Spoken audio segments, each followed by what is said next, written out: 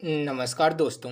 आज की क्लास में देखेंगे यूपीपी री एग्ज़ाम के लिए मैथ का 5वां प्रैक्टिस सेट। इससे पहले हम लोगों ने करीब 4 प्रैक्टिस सेट देख चुके हैं। उसी क्रम में आज का 5वां प्रैक्टिस सेट है। तो देखिएगा, आज भी मैथ के कुछ महत्वपूर्ण प्रश्न लिए गए हैं, जिनको एक आसान तरीके से लगाएँगे। तो देखिएगा, आज का पहले प्रश्न में क्या पूछा गया है?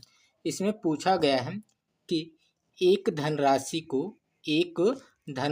को 3 वर्षों के लिए एक निश्चित दर पर साधारण ब्याज पर रखा गया था।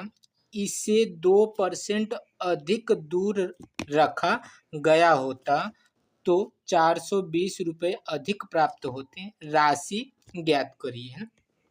तो इसमें कहना चाह रहे हैं कि एक धनराशि थी जो 3 वर्षों के लिए एक निश्चित दर पर साधारण ब्याज पर रखा गया था, है ना? दर क्या थी अभी बताया नहीं, है ना? दर क्या थी उसने बताया नहीं, लेकिन कह रहा है कि इसे 2% अधिक यदि बढ़ाया गया होता, यदि इसे 2% और अधिक बढ़ाया गया होता तो 420 रुपये अधिक मिलते। यानी अगर वो 2% अधिक बढ़ा देता तो कितना 420 रुपये अधिक मिल जाता, है ना? तो कह रहा है कि वह राशि क्या थी, ज्ञात करिए, है ना? तो पुरानी दर क्या थी उससे हमें कोई लेना देना देना नहीं, है ना? हमें बस इतना देखना है कि 2% की दर यदि बढ़ा देता है तो 420 रुपये अधिक मिलते हैं। यदि आप ध्यान देंगे तो यह राशि कितने वर्ष तक बढ़ेगी? 3 वर्षों तक बढ़ेगी, है ना? जो हम नई राशि यानी जो नया ऐड करेंगे, जो प्रतिशत नया बढ़ाएँगे, ये भी कितने वर्षों के लिए होगा? 3 वर्षों के लिए ये भी होगा, है ना? पुराना जो भी रहा होगा, 5 रहा होगा तो 7 होगा, 7 रहा होगा तो 9 होगा, यही 2 उसमें ऐड करने के बाद। लेकिन 3 वर्ष वो भी तो रहेगा ना, जो नया वाला हम बढ़ाएँगे वो भी कितने वर्ष रहेगा? 3 वर्ष। यदि 2% यदि 3 वर्ष तक रहेगा तो टोटल कितना परसेंट बनेगा? 3 दूना 6%। कितना परसेंट बनेगा? 6% बनेगा, है ना? 2% 1 साल का, 2% 1 साल का, 2% 1 साल का, यानी 3 वर्षों के लिए यदि 2% हम बढ़ाकर देखेंगे तो टोटल परसेंट में कितना बढ़ जाएगा? 6% बढ़ जाएगा। यानी 6% बढ़ने की वजह से कितना रुपया अधिक मिलता है? 420 रुपया अधिक मिलता है। कितना रुपया अधिक मिलता है? 420 रुपया अधिक मिलता है। यानी हम कह सकते हैं ना कि 6% की जो वैल्यू है वह 420 के बराबर है। जो 6% की वैल्यू है वह 420 के बराबर है। लेकिन हमें क्या ज्ञात करना है? वह राशि मतलब 100%, वह राशि मतलब 100%। तो हम पहले क्या निकालते हैं? 1% की वैल्यू। 6% बराबर 420 है तो 1% की वैल्यू क्या होगी? 6 साते 42। 1% की वैल्यू क्या होगी? 70, है ना? 1% की वैल्यू कितनी हो गई? 70 रुपये। यदि हम 100% निकालेंगे तो 100% कितना हो जाएगा आपका? 7,000 रुपये। 2 जीरो और ऐड हो जाएंगे, यानी कितना हो जाएगा? 100% 7,000। यानी वह राशि कितनी थी? 7,000 थी। यानी बी वाला ऑप्शन जो है इसमें एकदम सही हो जाएगा। आगे देखिएगा, अगला प्रश्न। इसमें क्या पूछा गया है? इसमें पूछा गया है कि यदि 851 को यदि 851 को 1/2, 2/3 और 3/4 के अनुपात में 3 भागों में विभाजित किया जाए तो पहला भाग क्या होगा? यही बताना है ना। तो रुपया टोटल कितना है? 851। टोटल रुपया कितना है? 851। इसी को कितने भागों में बांटना है? 3 भागों में बांटना। वो 3 भाग क्या है? 1/2, 2/3 और ये किसमें है? 3/4, है ना? अगर आप देख रहे होंगे तो कहीं न कहीं ये सारी की सारी संख्याएँ किस रूप में दी हुई हैं? बटे के रूप में दी हुई हैं। पहले हम क्या करते हैं? इसको शुद्ध अंक में लिखते हैं। शुद्ध अंक में लिखेंगे कैसे? सबका हर देखते हैं ना। इसके हर में क्या है? 2 है, इसके हर में क्या है? 3 है और इसके हर में क्या है? 4। तो इनका क्या करिए? एलसीएम निकाल लीजिए। यानी कोई भी संख्या मान लीजिए जो तीनों से कटती हो, तो इन तीनों से कौन-सी संख्या कटेगी? 12 कटेगी, है ना? तो 12 से हम क्या करेंगे? सब में गुणा कर देंगे। 12 से सब में क्या करेंगे? गुणा कर देंगे, है ना? 12 से क्या करेंगे? सब में गुणा कर देंगे। अब इसे काटेंगे तो 2 छक्का 12, यानी पहली संख्या किस अनुपात में? 6।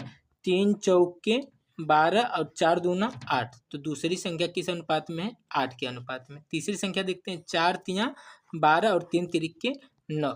अब यदि शुद्ध अंक में देखा जाए तो जो अनुपात अब निकल के आया वो क्या निकल के आया है? 6, 8 और 9, है ना? 6, 8 और 9 यही 3 संख्याएँ हैं। 6, 8 और 9। उसने क्या पूछा है? पहला भाग, तो पहला भाग जो भी होगा वो 6 से कट रहा होगा, पहला भाग जो भी होगा वो क्या होगा, 6 से कट रहा होगा ना। ये ऑप्शन चेक कर सकते हैं, लेकिन अब देखते हैं कितना आएगा, है ना।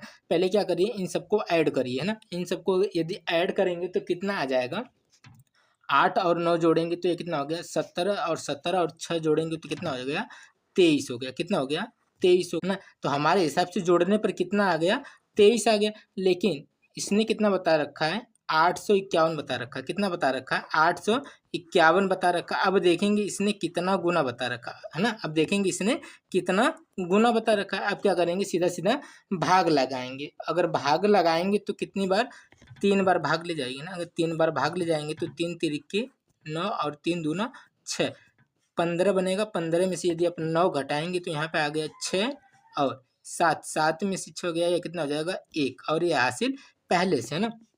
अब इसे अगर हल करेंगे तो कितनी बार, 7 बार हल करिए, है ना। कितनी बार जाएगी भाग, 7, तो 7 तिरिके 21, 21 को 1 हासिल 2 का, और 7 दूना 14, 14 और 2 16, है ना। यानी कितना गुना दिया हुआ है, 37 गुना दिया हुआ है। तो हमारी सारी संख्याएं भी कितना कितना गुना हो जाएंगी, 37 गुना हो जाएंगी। तो अब 6 का भी क्या करिए, 37 गुना करिए, है ना।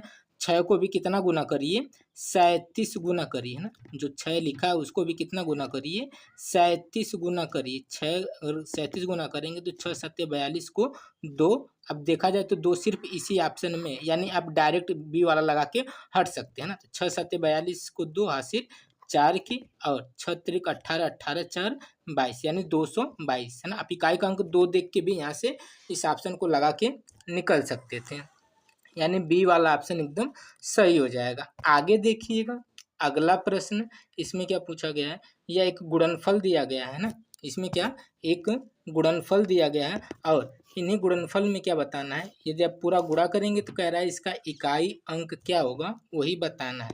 तो इकाई अंक हमें ज्ञात करना है। हमें क्या ज्ञात करना है, इकाई अंक। तो हमें इन सबसे कोई काम नहीं है ना, हम क्या सिर्फ इकाई अंक का गुणा करेंगे, है ना। और इन अंकों से हमें कोई काम नहीं है, इकाई अंक का गुणा करिए, है ना। 2 आठे 16, इसमें कभी सिर्फ इकाई अंक लीजिए, है ना। 6, 6 9 54, 6 9 कितना हो गया, 54, 54 का भी सिर्फ कितना लीजिए, 4, और 4 चौके 16, 16 का भी सिर्फ कितना लेंगे, 6 लेंगे। यानी इकाई अंक कितना आ जाएगा, 6 आ जाएगा। यानी सी वाला जो ऑप्शन दिया हुआ है एकदम सही हो जाएगा। यानी इकाई अंक जब भी निकालना होगा सिर्फ इकाई अंकों का क्या आप करेंगे, गुणा करेंगे, और आप अपना आंसर निकाल लेंगे, है ना। आगे देखिएगा, अगला क्वेश्चन, अगले क्वेश्चन में क्या पूछा गया है, देखिएगा। यह आपका समांतर श्रेणी से लिया गया प्रश्न है ना। तो हल करिएगा, इसको कैसे हल करेंगे, है ना। इसमें देखिएगा एक अनुक्रम दिया गया है ना। यह जो अनुक्रम में एक उल्टा अनुक्रम दिया गया है ना, 14 है, 14 से 10, 10 से 6, 6 से 2, है ना। यानी इसी तरह घटता हुआ चल रहा है ना। तो कन्फर्म है वो कहीं ना कहीं माइनस में जाएगा, और सारे के सारे ऑप्शन किस में दिए हुए हैं, माइनस में ही दिया हुआ है ना। तो जो भी आंसर आएगा माइनस में आएगा, क्योंकि ये संख्याएं उल्टी चल रही है ना। 14 से 10 हो रहा है, 10 से 6 हो रहा है, 6 से 2, है ना। अब -2 होगा ना कहीं इसमें 4 4 का क्या चल रहा है, गैप चल रहा है, लेकिन उल्टा चल रहा है ना। अब देखिए टोटल कितने पद हैं, 14 पद हैं। टोटल कितने पद हैं, 14 पद हैं, है ना। और पहला पद कितना दिया हुआ है, 14 दिया हुआ है ना। तो पहले पद को छोड़ दीजिए, है ना। यदि पहला पद यदि आप छोड़ देंगे तो टोटल कितने पद बचेंगे, 13 पद बचेंगे। कितने पद, 13 पद। और प्रत्येक के बीच अंतर कितना है, 4 का, है ना। तो 4 से इसमें गुणा कर दीजिए, 13 चौक को 52, कितना हो जाएगा, 52। लेकिन यह माइनस का 52 है, ध्यान रखिएगा, है ना। तो 13 चौक को 52। अब ध्यान रखिएगा हमने कितने अंक का सिर्फ 4 में गुणा किया है, 13 अंक, है ना। जो पहला पद बचा है ना उसको इसी में जोड़ देंगे, उसको क्या करेंगे, इसी में जोड़ देंगे। जब जोड़ने जाएंगे तो ये प्लस है, यह प्लस है, यह क्या है, माइनस से चीज़ें घट जाएंगी, और माइनस का चिन्ह लिखा जाएगा क्योंकि यह वाला अंक बड़ा है। और माइनस करेंगे तो ये कितना आ जाएगा, 12, 12 में से 4 यानी 8, यानी कितना आ जाएगा, 38 आ जाएगा। माइनस का 38, यानी जो आपका बी वाला ऑप्शन दिया है एकदम सही हो जाएगा। आगे देखिएगा, अगला प्रश्न, इसमें क्या पूछा गया है, इसमें पूछा गया है कि दीप्तेश और तुषार अलग अलग कार्य करते हुए एक कार्य को क्रमशः 9 दिन और 12 दिनों में पूरा कर सकते हैं।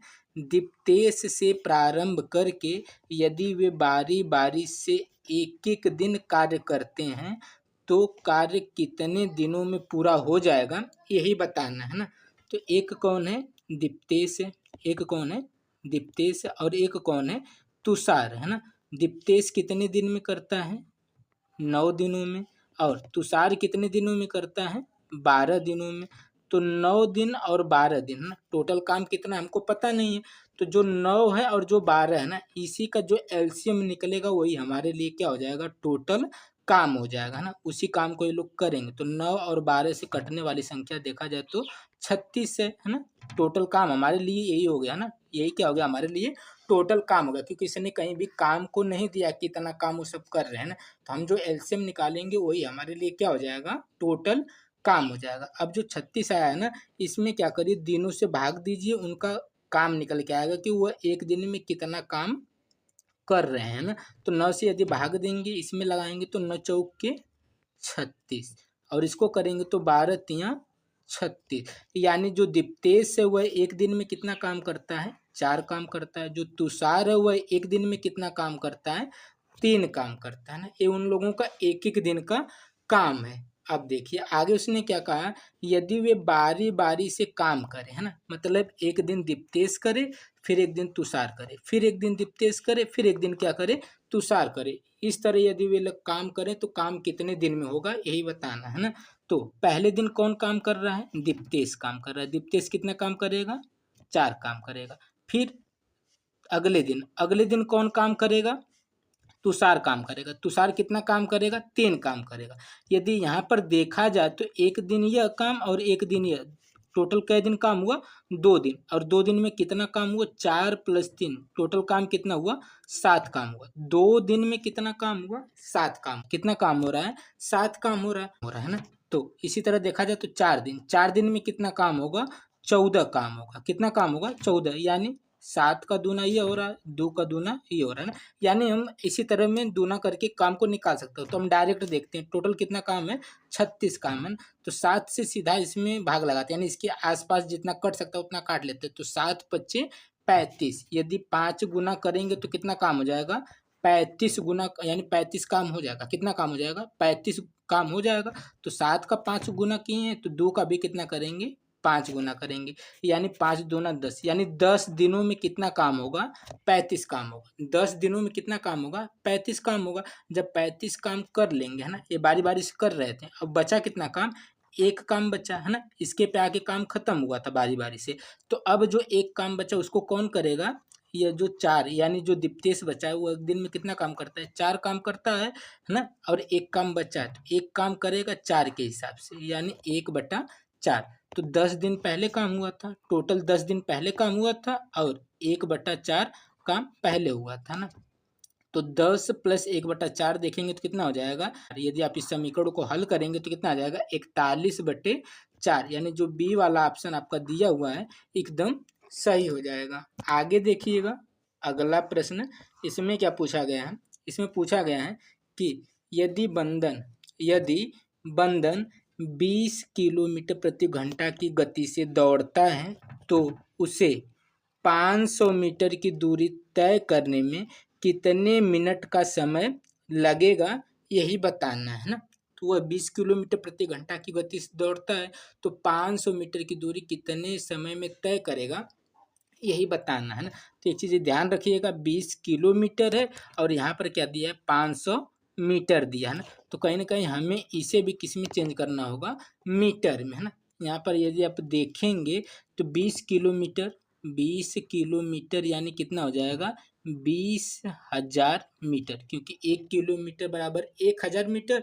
तो 20 किलोमीटर मतलब क्या हो जाएगा, 20,000 मीटर। यदि यह 20,000 मीटर को देखा जाए तो यह कितने टाइम में पूरा करता है, कहीं ना कहीं 60 मिनट में। कितने मिनट में, 60 मिनट में, क्योंकि उसने साफ साफ कहा है 20 किलोमीटर प्रति घंटा। तो 1 घंटे में कितना मिनट होता है, 60 मिनट में। मिनट में क्यों चेंज किया, क्योंकि इसने किस में पूछ रखा है, मिनट में ही पूछ रखा है। लेकिन तय कितना करना है, 500 मीटर। तय कितना करना है, 500 मीटर।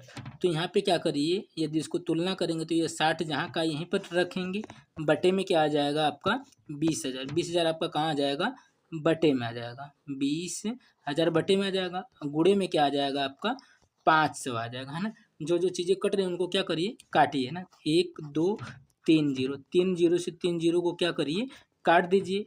5 चौके 20, है ना। तो कितना बच गया, 6/4। 6/4 करेंगे तो कितना आ जाएगा, यह 3 हो जाएगा, यह 2 हो जाएगा। 3/2 यानी 3 का आधा कितना होता है, 1.5 होता है। यानी सी वाला जो ऑप्शन है 1.5 मीटर यानी 1.5 मिनट लगेंगे। 500 मीटर की दूरी तय करने में उसे कितना समय लगेगा, 1.5 मिनट का समय लगेगा। यानी सी वाला ऑप्शन क्या है आपका, एकदम सही हो जाएगा। आगे देखिएगा अगला प्रश्न, इसमें क्या पूछा गया है, इसमें पूछा गया है कि किसी धातु में निकेल और लोहे का अनुपात क्रमशः 8:2 है। धातु में लोहे का प्रतिशत बताइए, है ना। तो लोहा है और निकेल, है ना, निकेल है और क्या है, लोहा है। यदि इसका अनुपात देखा जाए ना, तो निकेल का और लोहे का जो अनुपात हुआ 8:2, है ना।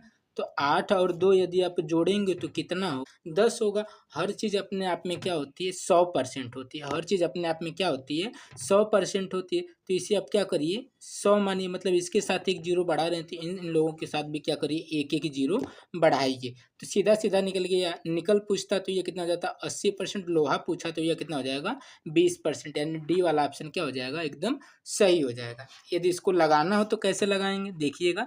8 और 2 के अनुपात में थे, तो टोटल कितना है, 10, है ना। इसी 10 में किसका अनुपात पूछा है, लोहे का, है ना। 2 का अनुपात पूछा, किस में पूछा था, 10 में से। तो गुणे क्या कर लीजिए, 100 कर लीजिए, है ना। इसको काटेंगे तो यह कितना हो जाएगा, 2 5, है ना। 20×5 = 100, तब भी कितना आ जाएगा, 20%। और आप डायरेक्ट भी इसको क्या कर सकते हैं, इस तरह 20% निकाल सकते हैं। आगे देखिएगा अगला प्रश्न, इसमें क्या पूछा गया है, इसमें पूछा गया है कि यदि पहली संख्या और दूसरी संख्या तीसरी संख्या की तुलना में क्रमशः 25%, 50% अधिक हैं, तो पहली और दूसरी संख्या के बीच अनुपात ज्ञात कीजिए, है ना। तो 3 संख्याएं पहले नोट करिएगा, पहली संख्या, दूसरी संख्या और कौन सी संख्या, तीसरी संख्या, है ना। इसमें साफ साफ कहा है कि जो पहली संख्या और जो दूसरी संख्या है ना, वो तीसरी संख्या की तुलना में, तो तीसरी संख्या कितना है हमें पता नहीं, तो तीसरी संख्या को हम क्या करेंगे, 100 मानेंगे। और इसी की तुलना में क्रमशः पहली संख्या जो 25% अधिक है और दूसरी संख्या कितना अधिक है, 50%। 25% अधिक का मतलब 125 और 50% अधिक का मतलब कितना हो जाएगा, 150। अब क्या करिए, इन सबको काटिए, है ना। काट के क्या करिए, छोटे अनुपात में करिए, है ना। फिर जिसका पूछेगा उसका अनुपात हम बता देंगे, है ना। तो इन सभी की सभी संख्याएं 25 से कट रही है, तो 25 चौके 100, इसको काटेंगे तो 25 छक्का 150, 25 5 125। अब उसने क्या पूछा है, पहली संख्या और दूसरी संख्या का अनुपात, पहली संख्या और दूसरी संख्या का अनुपात। तो पहली संख्या और दूसरी संख्या का अनुपात कितना है, 5:6। यानी ए वाला जो ऑप्शन है आपका एकदम सही हो जाएगा। आगे देखिएगा, आगे देखिएगा जो प्रश्न है, और ये आज का आखिरी प्रश्न है। यह विभाज्यता के नियम से पूछा गया प्रश्न है। आपको एक संख्या दी हुई है, इस संख्या में अगर आप ध्यान से देखेंगे तो यहाँ पर उसने ए लिख रखा है ना। इस ए का जो मान क्या होगा वही हमसे पूछ रहा है कि ए के स्थान पे क्या आएगा। यदि आपको विभाज्यता का नियम पता होगा तो 9 के विभाज्यता का नियम होता है कि यदि अंकों का योग 9 से कट जाएगा तभी ये संख्या पूरी तरह 9 से कटेगी। यानी इसको क्या करिए, इन अंकों का आप योग करिएगा, है ना। फिर देखिएगा उसमें कितना कम हो रहा है, जितना कम हो रहा है वही यदि आप जोड़ देंगे तो वह 9 से कट जाएगा, तो आपका ए का मान निकल जाएगा। यानी ये विभाज्यता के नियम से लगेगा। और पिछली वीडियो यानी जो 4 वीडियो आ चुकी हैं उसमें हर वीडियो में एक एक विभाज्यता के नियम से हम लोगों ने प्रश्न किया है। तो यदि आपने वीडियो देखा होगा तो इस वाले प्रश्नों को भी कर जाएंगे। यदि वीडियो ना भी देखा हो तो आपको विभाज्यता के नियम से प्रश्न आते होंगे। तो इस प्रश्न का उत्तर आप कमेंट जरूर करिएगा कि ए का मान क्या आएगा, है ना। तो आज की वीडियो में इतना ही। यदि आपको ये वीडियो अच्छी लगी हो, क्वेश्चन समझ में आए हो, तो वीडियो को लाइक शेयर एंड चैनल को सब्सक्राइब कर लीजिएगा। मिलते हैं अगले वीडियो में।